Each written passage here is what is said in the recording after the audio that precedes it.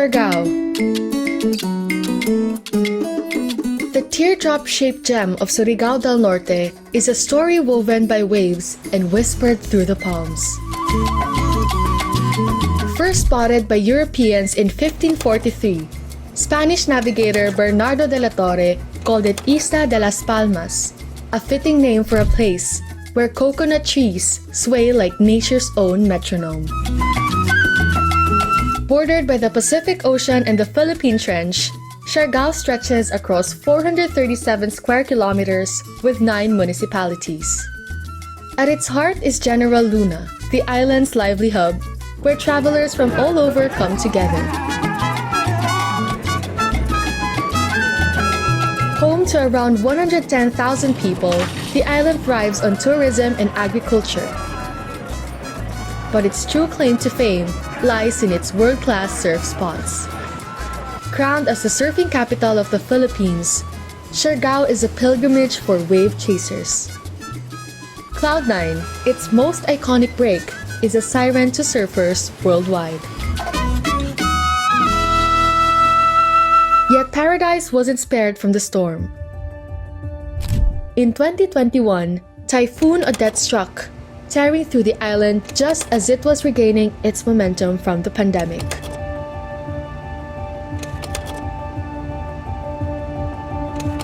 Palms fell, homes shattered, and livelihoods hung by a thread.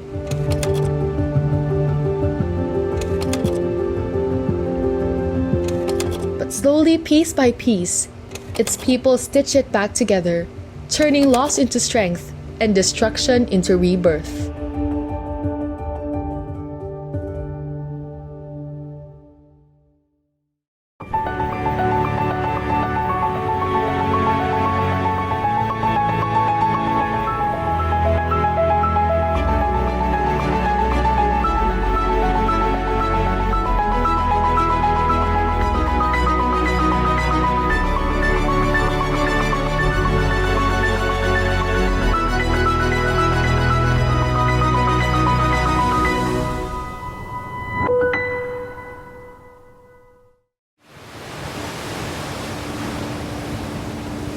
Talagang mapipil mo yung island na may gumihila sa iyo eh. Murag ma-enjoy gid di mo kayo siya, murag ang imong espiritu ba murag mabuhi gid kay Na feel di mang freedom. Ang need lang dire is simplicity. They say Siargao has a way of changing things. The waves pull you in, the slow days stretch longer, and before you know it, you're no longer just passing through. Some call it magic. Others, the Siargao curse. In this episode of Livable, we're peeling back the picture-perfect scenery to hear from its people. Through the stories of locals and settlers, we'll uncover why this island continues to move, captivate, and call people back home. Being a surf destination, Siargao has done more than just attract thrill seekers. It has created opportunities for the locals, turning the island's waves into a source of livelihood. Ako di ay si Glenn Jan Furcadilla, tag-iya o Glenn Surf School. Ang akong shop natukod 2023. Naay nagpush ako na kaya na ako magtukod og shop para pod sa kauban na akong mga instructor. Gitistingan ako kung kaya ba na ako or dili. Gipus lang na ako pero nakaya na ako.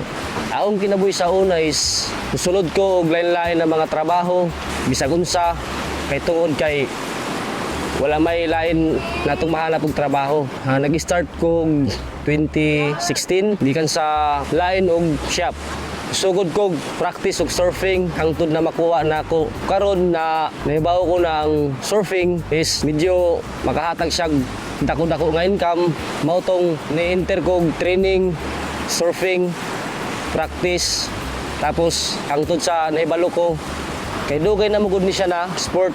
Mao nang ang mga tao mga standby testing og surfing para may baupod sila gihatangan og chance para magka license tapos may instructor.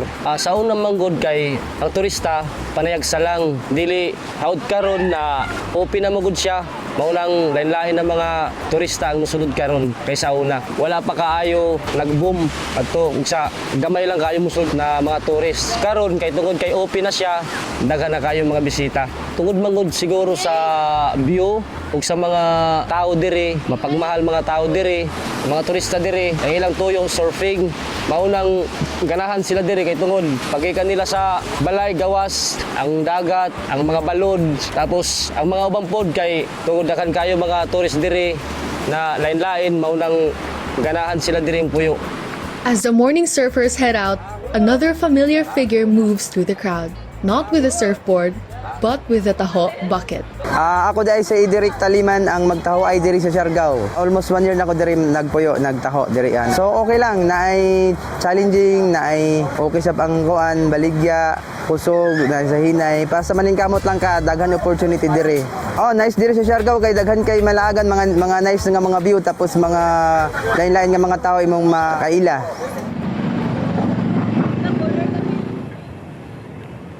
Years ago, Siargao was a well-kept secret, but as more travelers arrived, the island's quiet allure proved irresistible. My name is Philip Cruz and I am a DOT accredited tour guide here in Caraga region. I started living in Siargao in 2016 since I noticed na daghan na kayo guest na ako diri sa isla. Right then, nagsugod na pod og grow ang akong gugma diri sa isla. Dito dayo nakadesisyon ko nga mupuyo na diri sa isla. 2012, the DOT Caraga invited me to join the training. After that, nag-focus ko sa Surigao del Norte and Surigao del Sur nga tour. So dito ko na-focus before Siargao kay during that time dili pa makita ang Siargao sa tourism. Wala pa Siargao. By 2014 naka-start na ko og tour sa Siargao pero once in a blue moon pa 2015 hangtod 2016 kusog na siya. So mo na nga by 2017 na nagidayon ko diri sa Siargao. I think for me why I in love Siargao siguro sa akin is pressure. Wala ay pressure sa Siargao unlike sa mainland nga nagpuyo ka usa ka syudad, pressure sa panamit, pressure sa friends, pressure sa family. Diri, mura kag na-feel ni mo ang freedom, na-feel ni mo ang simplicity, nga di ka kinahanglanon o kanang taas nga level sa society. Ang need lang diri is simplicity together with the music and the sound. But despite the positive changes brought by tourism, Phillips also recognized the challenges in healthcare.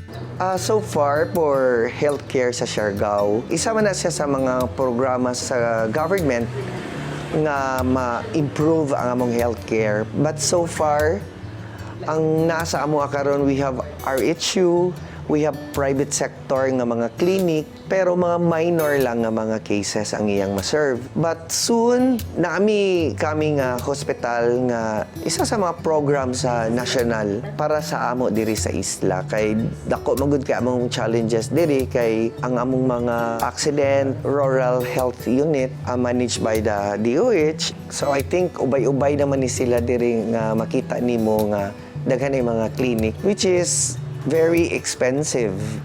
Kaya ang ilang market is foreigner man. But we have hospital in Dapa that's 15 kilometers away from General Luna. And manay among makasustain sa among mga panginahanglanon. But if in case of mga major nga mga cases such as car accident, maglisod gyud og dala sa pasyente ngadto sa mainland. Kaya ang mainland naman ang makaserve ana. So far, mag-depend lang gid sa schedule sa boat. But for this year, hopefully ma-open ang among bagong hospital. This is the program of the national government sa DOH. Ang kausaban is grabe kadako since sa mga challenges nga gi-face diri like 2020 nga pandemic and 2021 nga ODEP. So, dako siya kausaban and of course, dako pod kayong kausaban sa amoan. Nilabay nga mga katuigan. Ni-grow ang Siargao because of the tourists, the investors, and the local people. With this, na-empower ang kaning mga tao and with the help also of the local government. Up next, let's hear from those who turn creativity into something more. on plates, on walls, and in businesses.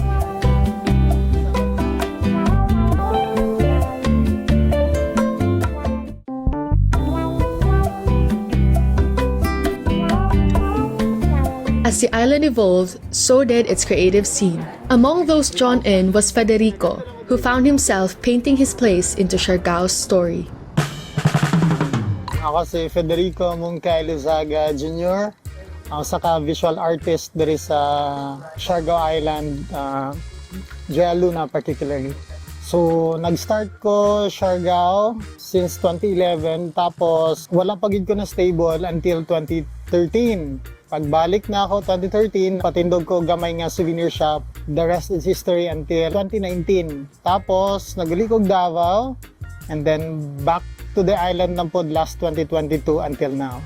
One thing is opportunity, since nga self-taught artist ko sa Davao, pag-start na ako, dili kay pod siya nga nakadaghan ng client, medyo minimal, tapos usahay ka nang murag bounded lang ka sa area until nakaabot ko diri sa Siargao Island kanang dako siya og opportunity.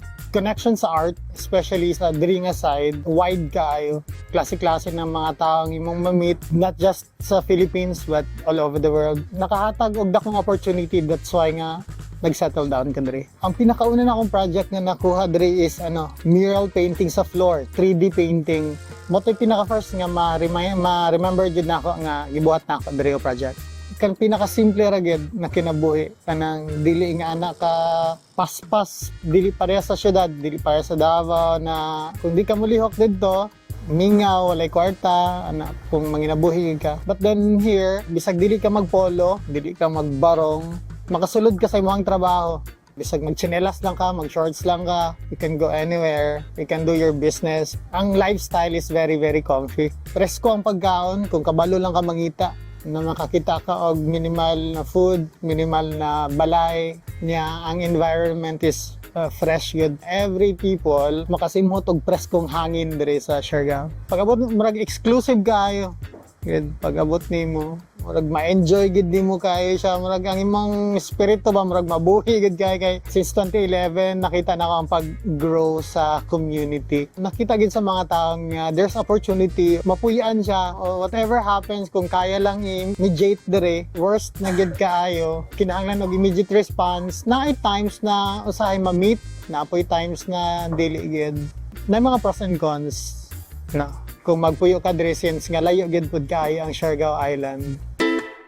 But creativity in Siargao isn't just seen, it's tasted. For Chef Smith, who came from another surf town, Baler, it wasn't just the familiar coastlines that drew him in, but the flavors waiting to be uncovered. Baler and Siargao, actually similar sila eh. So, from people itself, culture also, kasi lahat ng tao from my place is welcoming din, same din dito. Actually, Baler is a birthplace of surfing in the Philippines. Nandito na ako sa island. So, natuwa naman ako nun kasi parang nasa Baler pa rin ako while I'm here in Siargao. Speaking of alon, same din lang. Pero dito, for business purpose naman, talaga nandito kasi yung mga tao. Pupunta rito kasi mga tourist. Top 1 tourist destination before. So, from there din ako nakapag-isip na this is the best spot na malabas ko yung aking creativity. Siargao first is totoo naman yan eh. Siguro nung una kong punta rito, sobrang pa sa virgin eh. So, mapipil mo yung island na may gumihila sa iyo eh. Parang sinasabi ng island, stop what you are doing, kung saan ka man, punta ka rito. Yun, siguro yung lifestyle din dito. Saka, yung isla kasi, it's laid back. Sinasabi nila, dito ka, huwag ka na dyan sa lugar mo. Actually, the journey as a chef is start when we are still young. Kasi my parents teach us how to cook. Kasi we are 5 in the family. So usually, my parents teach us how to properly chop in simple chopping. So medyo naging pihikan din ako sa pagkain pag hindi ko gusto yung niluluto ng parents ko. And ako, nag-create ako ng sarili kong pagkain. So, I think from there, doon ko na-realize na may parang mahilig ako sa pagkain. paggawa ko ng menu ng Takam Cafe and Bistro is parang nagre-reflect dito sa isla yung pinaka-magical vibe niya. Tsaka at the same time, itong local team ng Fresco Siargao. Yung pinakang concept kasi ni Takam is mostly nakapokus sa Filipino fusion of international cuisine. Ingredients namin ginagamit dito is diverse. So, galing ng Iloilo, iba Davao. So, yung iba is from Cebu rin. Yun ang balance. Work, serve, repeat. Dali ka chef, lahat mas nituro ako sa, hindi lang sa luto. Galit ako na welding. Yung natuto ko sa mga kusine chef, mabilis lang sa akin matitin. Kasi, pas learner din ako. Ang naging most rewarding sa akin dito simula nung pag-open namin nung Takam, siguro yung makita yung mga tao na nasasarapan sa pagkain namin. Talagang nag-enjoy sila even dun sa pag-experience nila and how we tell them how to eat our foods. Hindi lang mga foreign, tsaka Filipino also, they love our food naman. So, But beyond the kitchens and vision, what is it like to build a life here with family? Find out when Livable returns.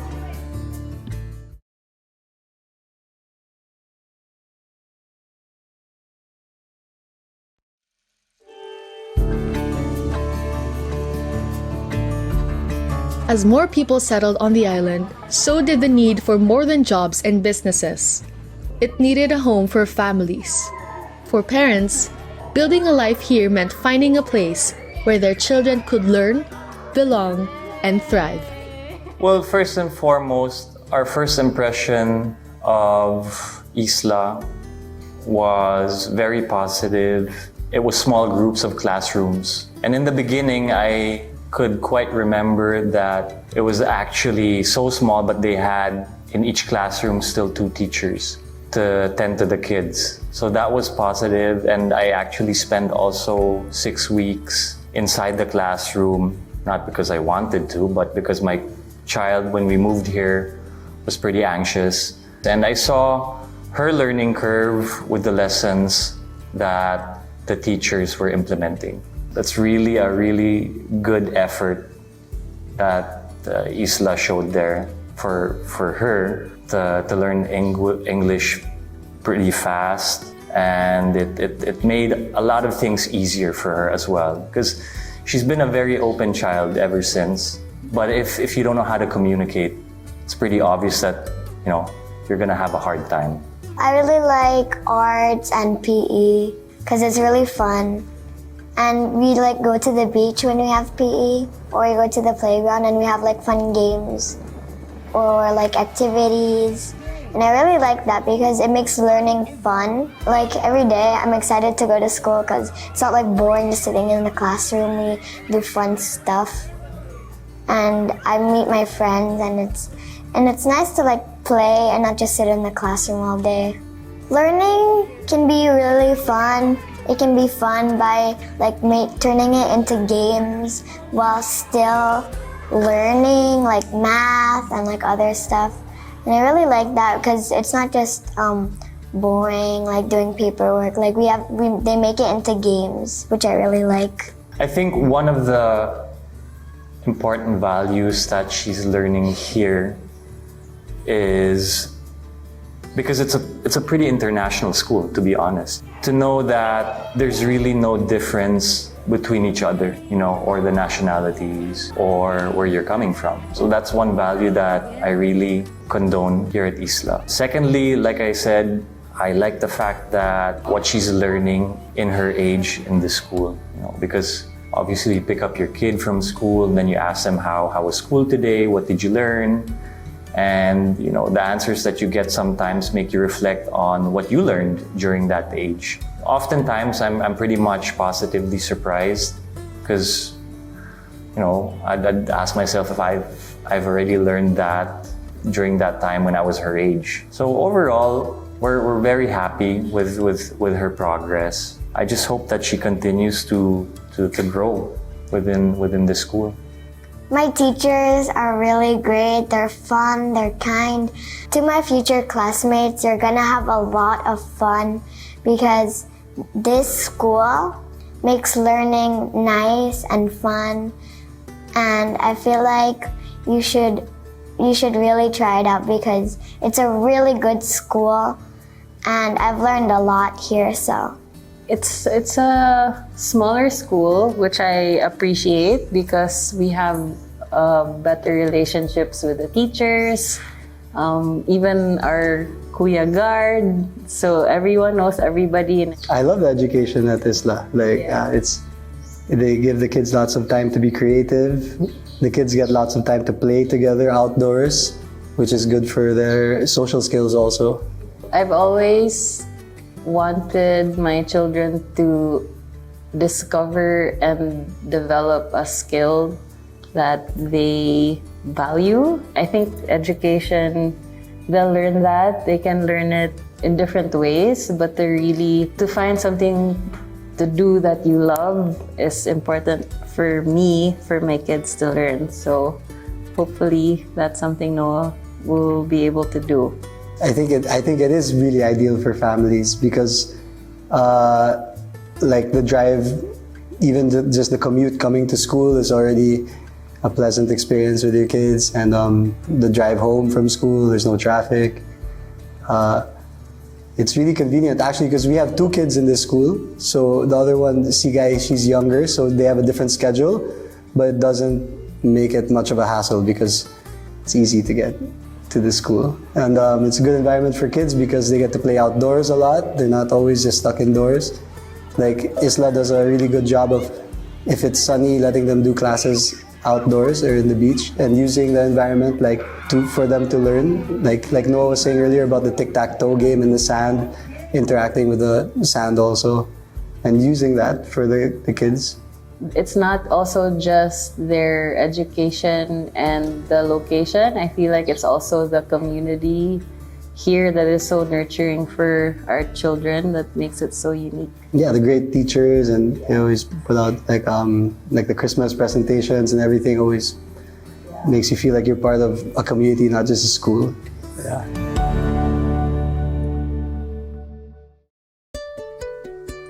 Home is a deeply personal concept. It can be found in the warmth of a place's people, the familiar rhythm of daily routines, or even the serenity of natural surroundings.